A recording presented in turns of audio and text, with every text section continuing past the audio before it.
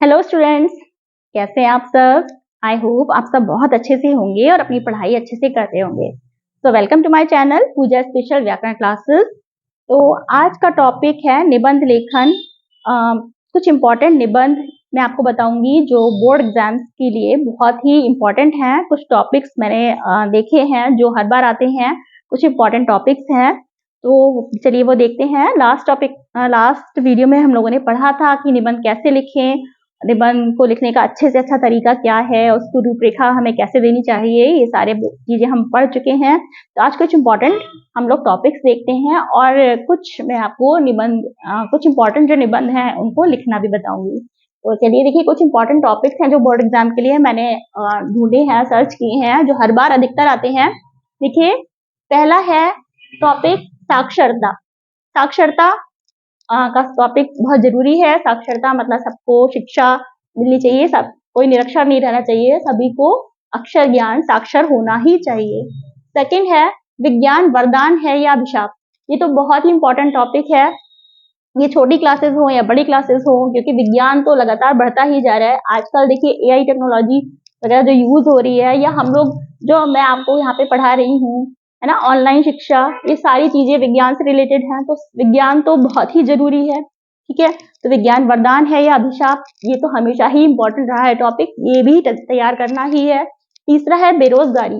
बेरोजगारी आप जानते हैं ये हमारी आज की समस्या है, बहुत एक बड़ी समस्या है। तो बेरोजगारी समस्याओं में आती है, तो ये भी बहुत इंपॉर्टेंट टॉपिक है। फोर्थ है वनों का महत्व।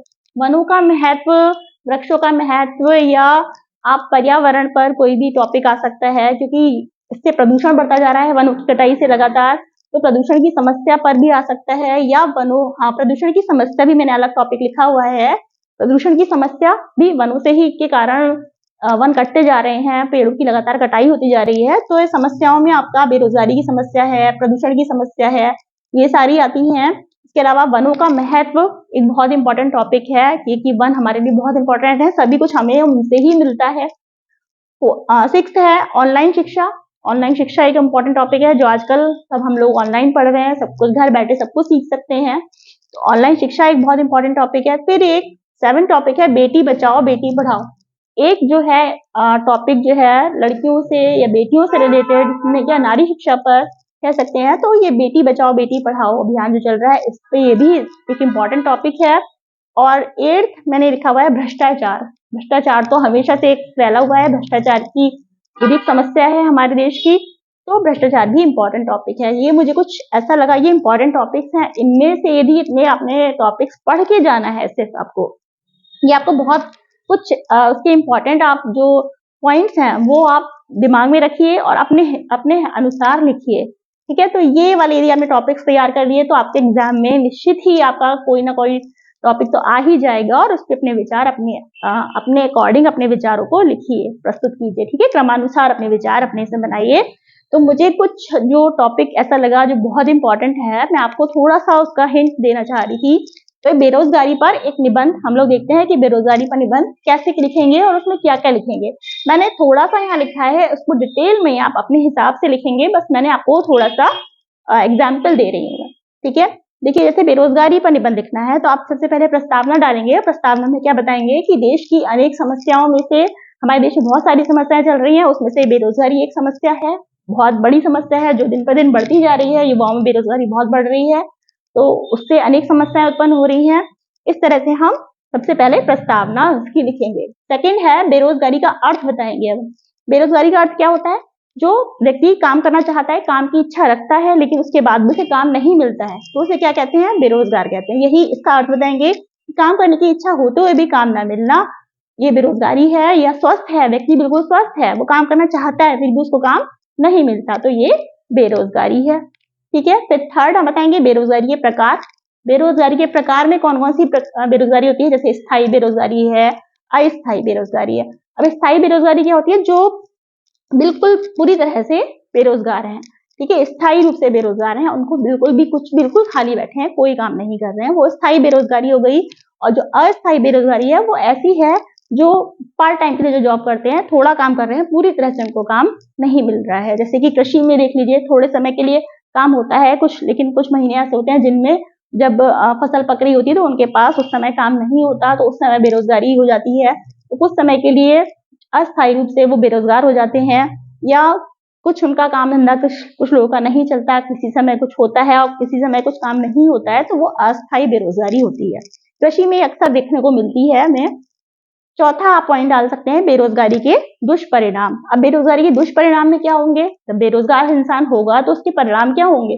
वो अनेक अनेक समस्याएं उत्पन्न करेगा। वो क्या है? ऐसा व्यक्ति जो जिसके अंदर पूरी ताकत है, पूरी इच्छा है काम करने की, लेकिन उसे काम नहीं मिल रहा है, तो वो क्या करेगा? उग्रवाद की समस्या है, आतंकवाद है। आपने सुना होगा जैसे कश्मीर में जो आतंकवाद की मुख्य समस्या है, जो अधिकतर उसमें से अधिकांश लोग बेरोजगार हैं, जो आतंकवाद में फंस जाते हैं और आतंकवादी बन जाते हैं।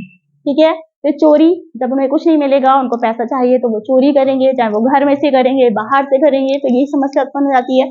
उनका लगातार से सोचते रहते हैं दिमाग, उससे क्या होता है? मानसिक व शारीरिक अस्वस्थता भी हो जाती है। तो बेरोजगारी इतनी गंभीर समस्या है, जिससे बहुत सारी समस्याएं और ज्यादा उत्पन्न हो जाती हैं। ये दुष्परिणाम हो गए। नेक्स्ट, बेरोजगारी के कारण में आप क्या लिखेंगे? कारण तो आपको जानते ही हैं। सबसे पहली बात जनसंख्या वृद्धि। पहली बात जनसंख्या वृद्धि, जनसंख्या लगातार बढ़ती जा रही है। एक ही जॉब के लिए आप लोग कितने लोग अप्लाई करते हैं, या एक भी कहीं एक एडमिशन पाने के लिए भी आपको बहुत सारे स्टूडेंट्स लाइन में लगे होते हैं, उनमें से कुछ ही को मिल पाता है। तो बेरोजगार हर जगह जनसंख्या वृद्धि तो है ही इसका। एक जॉब के लिए हजारों लोग अप्लाई कर रहे हैं, लेकिन मिलता नहीं है, कुछ ही लोगों को मिलता है। कुटीर व लघु उद्योग की कमी होती जा रही है। धीरे धीरे मशीनें आ गई हैं, बड़ी बड़ी मशीन लगती हैं, बड़े बड़े प्लांट लगते हैं, उससे जो छोटे उद्योग धंधे हैं, जो कुटीर व लघु उद्योग धंधे हैं, उनमें कमी होती जा रही है। ठीक है, इससे जो है कृषि में जो लोग लगे हुए हैं, वरना पहले वो रोजगार कर लेते थे, लेकिन अब कमी हो गई है उनकी। कृषि कारक, कृषि के कारण भी वही, कृषि के जो वही कारण है, कुछ समय की जो बेरोजगारी आ जाती है। फोर्थ, श्रम की गतिहीनता। श्रम क्या है? मतलब मजदूर वर्ग जो है वो कहीं बाहर जाना नहीं चाहता है, अपने घर में रहना चाहता है। मतलब गतिहीनता, वो बहुत दूर दूर जाकर काम करना नहीं चाहते हैं, वो इसी यही गतिहीनता कहलाती है। शिक्षा प्रणाली में दोष। इसके बाद हमारी शिक्षा प्रणाली ऐसी है, क्या हमारी शिक्षा प्रणाली कैसी है कि हम लोग सब लोग क्या है, BA MA बड़ी बड़ी डिग्रीज ले लेते हैं, लेकिन व्यावसायिक शिक्षा नहीं दी जाती है कि शुरू से ही व्यवसाय देने की शिक्षा दी जाएगी। व्यवसाय किस तरह से हम लोग कुछ काम सीखने की शिक्षा दी जाए, क्योंकि जरूरी नहीं है बहुत सारे काम इस तरह से हैं, स्किल डेवलपमेंट आपकी हो जाए, स्किल्स बढ़ जाए, तो उस रिलेटेड काम आप कर सकते हैं। तो शिक्षा प्रणाली में दोष, उन शिक्षा प्रणाली की जो कमियां हैं उनमें दूर करना चाहिए। मतलब उसमें दोष है, हमारी व्यवसाय पर शिक्षा नहीं दी जाती है। अब बेरोजगारी दूर करने के उपाय लिखेंगे फिर हम। तो बेरोजगारी दूर करने के उपाय में वही है, सरकारी प्रयास करने चाहिए, सरकार को बहुत सारे प्रयास करने चाहिए, अनेक योजनाएं चलानी चाहिए, और तरह तरह के इसके लिए प्रयास कर सकते हैं। शिक्षा प्रणाली में सुधार करना चाहिए, है ना। शिक्षाएं हमें ऑनलाइन घर बैठे भी हमें चीजें तो सिखाई जा सकती हैं, और तरह तरह की व्यवसाय परक शिक्षा देनी चाहिए। तो जनसंख्या वृद्धि को रोकने के उपाय करने चाहिए। ये सब तो आपको वैसे भी पता होंगे, कौन कौन से उपाय करने चाहिए, ये सब आप इसमें डाल सकते हैं। कुटीर व लघु उद्योग का विकास करना चाहिए, उनको प्रोत्साहन देना चाहिए। इसके लिए ऋण की सुविधा, जो हमारे छोटे उद्योग धंधे खोलना चाहते हैं, तो उनको हमें ऋण की सुविधा देनी चाहिए, ताकि उनको वो अपना रोजगार खोल सकें, वो अपने जो है उद्योग धंधों का विकास कर सकें, छोटे स्तर पर वो खोल सकें। ठीक है, और अनेक योजनाएं इससे रिलेटेड चलानी चाहिए, ताकि बेरोजगारी दूर हो सके और लोगों को ज्यादा से ज्यादा रोजगार मिल सके। तो ये सब हमारे कुछ दूर करने के उपाय हो गए। और लास्ट में आप डालेंगे उपसंहार। देखिए, उपसंहार में हमें क्या करते हैं, सभी चीजों का बारे में हम एक निचोड़ देते हैं। तो क्या लिखेंगे? जैसे बेरोजगारी हमारे देश की एक गंभीर समस्या है, जैसे कि हमने देख ही लिया सभी पॉइंट से, एक बहुत गंभीर समस्या है। इसे रोकने में हमें सभी प्रयास करना चाहिए, जितनी जल्दी से जल्दी हो कोशिश करनी चाहिए, ताकि हम इसे रोक सकें। ये हमारे देश के विकास में भी बाधक है, क्योंकि जब हमारा देश का युवा बेरोजगार होगा तो देश का विकास कैसे होगा, तो इसमें भी बाधक है।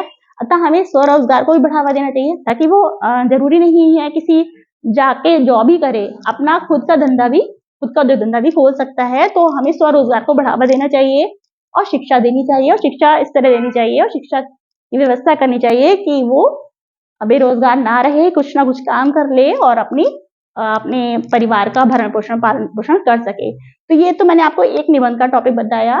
तो जैसे बेरोजगारी पर है, यदि आप चाहते हैं कि और भी निबंध का मैं कुछ आपको टॉपिक्स बताऊं, तो आप मुझे कमेंट करके बताइए किस टॉपिक पर आपको निबंध चाहिए। और इसी तरह से मैं पूरा आपको बहुत डिटेल में नहीं बता रही हूँ, बट ये कुछ पॉइंट्स मैंने बताए हैं, इसके अकॉर्डिंग आप अपना इसको बढ़ाकर 3-4 पेज का आप इसको लिख सकते हैं।